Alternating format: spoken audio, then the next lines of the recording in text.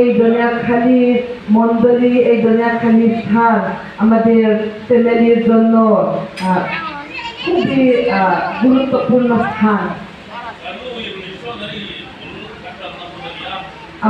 আমার স্ত্রী এখানে এই স্থানেতে মিশনারি কাজ আরম্ভ করেছিলেন।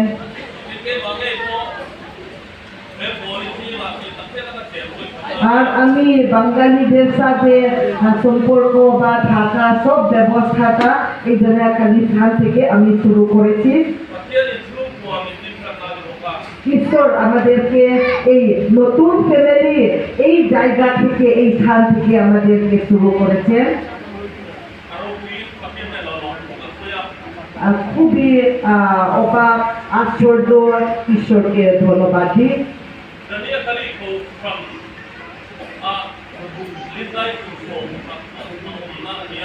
আমার স্ত্রী উনি দনিয়াখালী স্থানে 11 বছর হলো।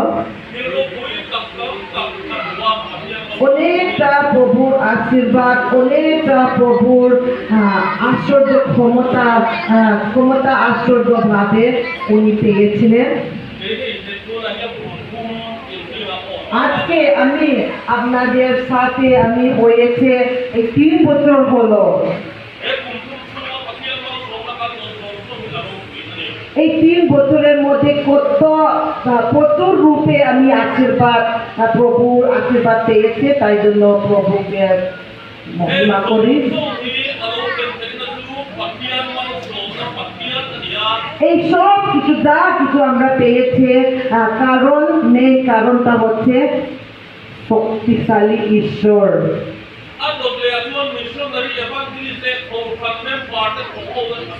তারপরে এখানে সেবা কর্মী এভেঞ্জেলিস্ট যতজন ওয়ার্কার রয়েছে বা বিশ্বাসীরা একসাথে প্রভুতে এগিয়ে চলছে, তাই জন্য এইটা হয়েছে। আর উনি তখন এসেছেন, বাংলা বলতে পারছে না, শিখিয়ে চলছে। আমিও আজ পর্যন্ত আমি বাংলা বলতে পারছি না।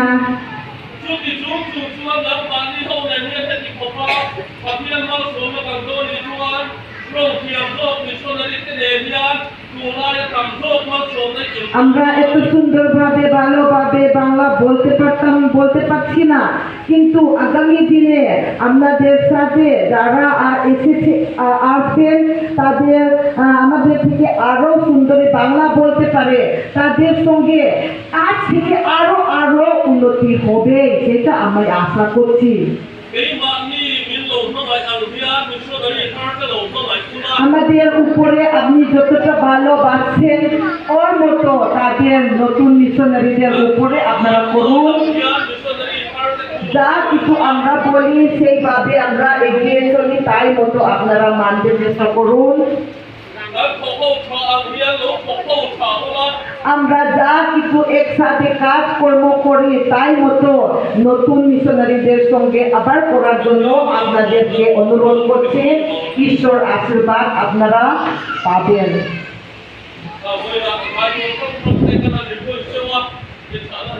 আজকে আমরা রিকোয়েস্ট করছি কিছু ফেলোশিপটা আমরা প্রভুর নামে গান করার জন্য আমাদের বিদায় অনুষ্ঠানে আমরাই বলেছি, তাই জন্য এত সুন্দর সুন্দর গান করেছেন, আপনাদেরকে ধন্যবাদ জানাই।